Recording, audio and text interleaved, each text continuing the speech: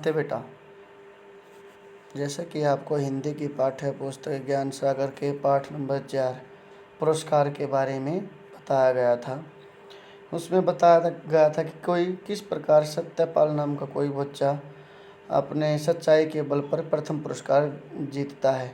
कि कितनी भी विकट परिस्थितियाँ हों, मनुष्य को अपना जो उन्होंने प्रण लिया है उससे पीछे नहीं हटना चाहिए। तो उसी प्रकार हमने भी ये सीख लेनी चाहिए, कोई कितनी भी मुसीबत क्यों न हो, हमने अपने कर्तव्य से विमुख नहीं होना चाहिए। तो इस पाठ में हमने सत्य के बारे में जाना था कि कोई भी मुसीबत आए मनुष्य को अपने जो निश्चय पर अड़िग रहना चाहिए। तो आज हम इस पाठ के शब्दार्थ और प्रश्नोत्तर करेंगे। देखिए, शब्दार्थ पुरस्कार का अर्थ होता है इनाम, वितरण, बांटना, किसी चीज़ को हम बांटते हैं। उत्सव, समारोह, भाग, हिस्सा, एक भाग का मतलब होता भागना। प्रतियोगिता, होड़, परिणाम, नतीजा या फल, सर्वाधिक, सबसे अधिक, अंक, संख्या, एक अंक का मतलब होता है गोद, जैसे कि हम अपनी माता की गोद में खेलते हैं। फैसला, निर्णय लेना। झलसे, कोई भी समारोह होना, कोई भी फंक्शन होना, उत्सव होना। हेडमास्टर, मुख्य अध्यापक। निर्धन, गरीब। अखबार, समाचार पत्र। संयोगवश, इत्तेफाक से। ग्राहक, क्रेता अर्थात कोई भी चीज़ खरीदने वाला। फुर्सत, खाली समय। सूर्य, रवि। सूरज, सांझ। संध्या, शाम का समय। साथी, मित्र।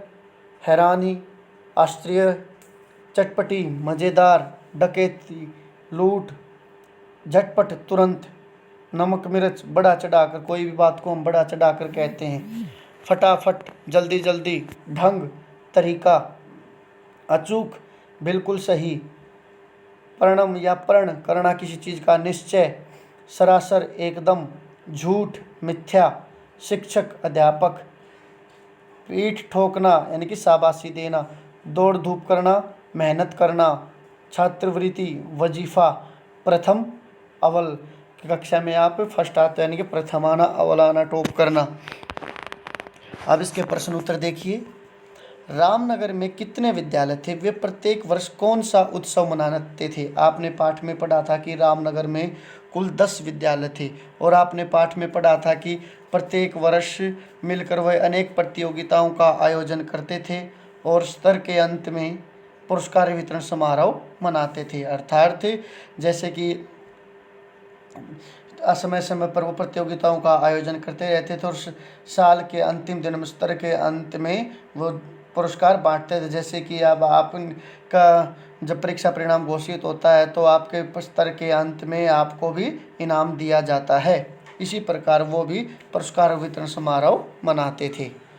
नंबर 2, सत्यपाल के घर में कौन कौन थे? आपने पाठ में पढ़ा था कि सत्यपाल के माता पिता तो मर चुके थे और उसके घर में एक उसकी बूढ़ी दादी और उससे एक छोटी बहन थी। सत्यपाल को अखबार बेचने का क्या उपाय बताया? यानी कि चंचल ने सत्यपाल को अखबार बेचने का क्या उपाय बताया था? सत्यपाल को अखबार बेचने का चंचल ने उपाय बताते हुए कहा कि 2-4 छोटी छोटी खबरों को जोर जोर से दोहराओ तथा चोरी की छोटी मोटी खबरों को नमक मिर्च लगाकर बड़ी बना दो। इस तरह तुम्हारे सारे अखबार बिक जाएंगे। कि उसने बताया था कि ऐसी चटपटी मसालेदार खबरों को सनसनीखेज बना दो जिससे कि लोग तुम्हारी खबरों को सुनकर हैरान हो जाए और आपके कोई की बड़ी छोटी मोटी बैंक की डकैत की बना दो, किसी को लूटपाट की बना दो, किसी को मार दिया, ऐसी मोटी छोटी चटपटी खबरें बना दो जिससे लोग सुनकर आश्चर्यचकित हो जाए, तुम्हारे अखबार खरीदने के लिए विवश हो जाए। अर्थात तो इससे तुम्हारे सारे अखबार बिक जाएंगे।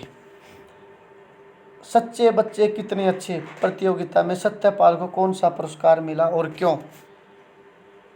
अच्छे बच्चे या सच्चे बच्चे कितने अच्छे प्रतियोगिता में सत्यपाल को प्रथम पुरस्कार मिला क्योंकि मुसीबत के समय में भी विद्यालय में लिए गए प्रण उसने टूटने नहीं दिया। उसने अपने नाम को सत्य सिद्ध कर दिया।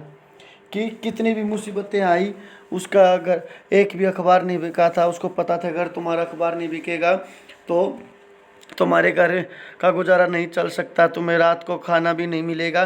फिर भी उसने झूठ नहीं बोला और उसने अपना प्रण नहीं टूटने दिया, उसने अपने नाम को सत्य सिद्ध कर दिया। पाठ का नाम तथा इसके लेखक कौन है? पाठ का नाम पुरस्कार है तथा इसके लेखक हैं देवदत्त जी। तो इसलिए हमें भी अपने जीवन में कितनी भी मुसीबतें आए, कैसी भी परिस्थितियां आए, सत्य के पथ से नहीं हटना चाहिए और हमेशा सच बोलना चाहिए और अपने कर्तव्य का पालन करना चाहिए। आशा करता हूँ कि आप सबको इसके शब्दार्थ और प्रश्नोत्तर समझ में आए होंगे। धन्यवाद। आप सबका दिन शुभ हो।